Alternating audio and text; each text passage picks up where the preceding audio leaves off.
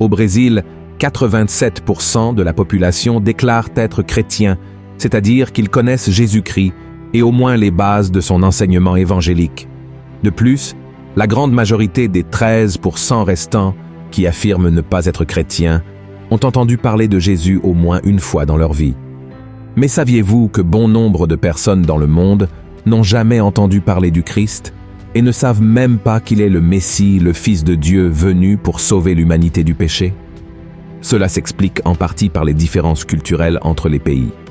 Par exemple, l'Inde, qui compte près d'1,5 milliard d'habitants, a plus de 330 millions de dieux, et aucun d'entre eux n'est le vrai Dieu. C'est une cécité spirituelle considérable, n'est-ce pas? Face à cela, la question se pose, que va-t-il arriver à ces personnes qui n'ont jamais entendu parler de Jésus après leur décès? Seront-elles toutes condamnées lors du jugement final? C'est précisément de cela dont nous allons parler dans cette vidéo. Avant d'aborder le destin de ceux qui sont décédés ou mourront sans avoir entendu la parole du Christ, je vous invite à vous abonner à ma chaîne et à activer la cloche pour recevoir toutes les notifications à chaque nouvelle vidéo. Chaque jour, je partage des messages et des prières pour renforcer votre foi. Alors, venez cheminer avec moi, d'accord? Alors commençons. Si nous examinons cela avec notre vision humaine, qui est imparfaite et limitée, nous pourrions trouver très injuste que ces personnes meurent sans avoir au moins une chance d'être sauvées. Après tout, il n'y a qu'une seule façon de passer l'éternité aux côtés de Dieu, croire en Jésus comme son sauveur unique et suffisant. C'est pourquoi le Christ lui-même a dit dans le chapitre 14 de l'Évangile selon Jean: « Je suis le chemin, la vérité et la vie. Nul ne vient au Père que par moi. » La Bible enseigne que tous avons péché et sommes séparés de la gloire de Dieu, et que la seule façon de se réconcilier avec le Père est de reconnaître que Jésus-Christ est notre seul Sauveur, car c'est seulement lui qui est mort et ressuscité pour les pécheurs. Il ne servira à rien à une personne d'avoir été bonne, charitable, humble, si elle ne se repent pas de ses péchés et ne remet pas sa vie à Jésus. En fin de compte, personne ne sera sauvé par ses propres œuvres, mais plutôt par la grâce et la miséricorde de Dieu. C'est là que se pose la question d'une possible injustice envers ceux qui n'ont jamais entendu parler de Christ. Mes frères et sœurs, la Bible est très claire en affirmant que Dieu est juste en tout ce qu'il fait. Voyez ce qui a été écrit par Moïse.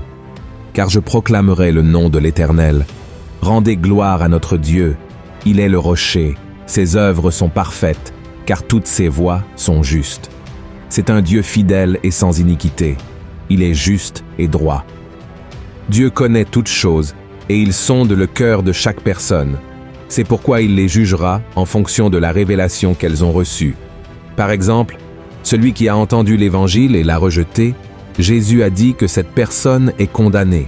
En revanche, ceux qui n'ont jamais entendu parler de Christ et de son plan de salut seront jugés selon la loi écrite dans leur propre cœur. Voici ce que dit la Bible. Quand les païens, qui n'ont point la loi, font naturellement ce que prescrit la loi, ils sont, eux qui n'ont point la loi, une loi pour eux-mêmes. Ils montrent que l'œuvre de la loi est écrite dans leur cœur, leur conscience en rendant témoignage, et leurs pensées s'accusant ou se défendant tour à tour.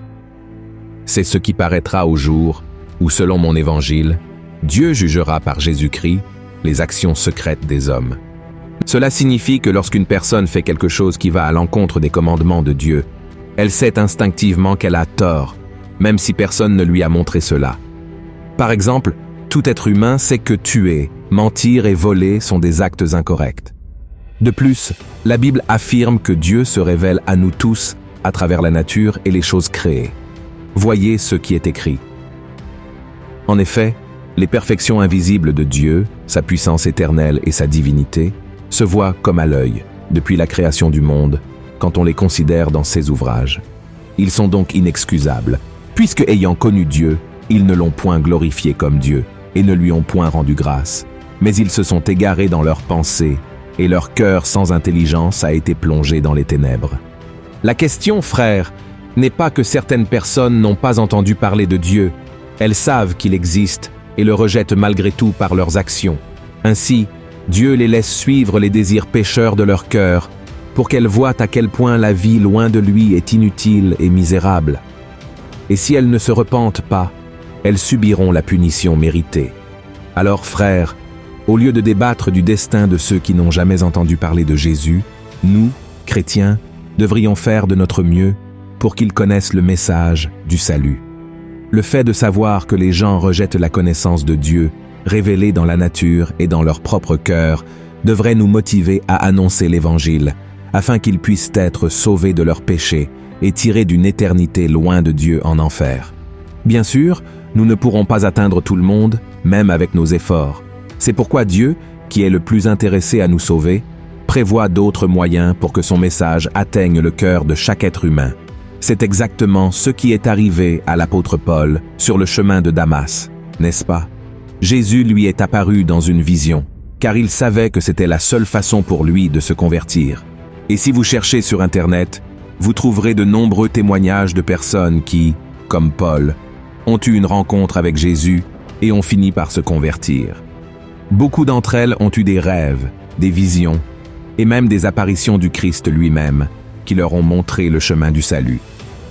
Ces derniers temps, de nombreux cas ont été signalés où des musulmans et des juifs rêvent de Jésus, et dans ces rêves, le Christ se révèle comme étant le véritable Messie. Tout cela fait partie de la prophétie selon laquelle l'Évangile sera prêché à toutes les nations avant le retour de Jésus. Alors, mon cher frère et ma chère sœur, comprenez une chose, il n'y a pas de limite à l'action de Dieu. Le grand problème est que nous pensons que pour être sauvé, une personne doit devenir évangélique ou catholique. Maintenant, imaginez un Indien qui rencontre Jésus au cœur de la forêt, qui se livre sincèrement à lui. Sera-t-il sauvé seulement parce qu'il n'a pas une église où se rassembler? Bien sûr que oui, car Dieu connaît son cœur et sait que la foi en Jésus est la chose la plus importante.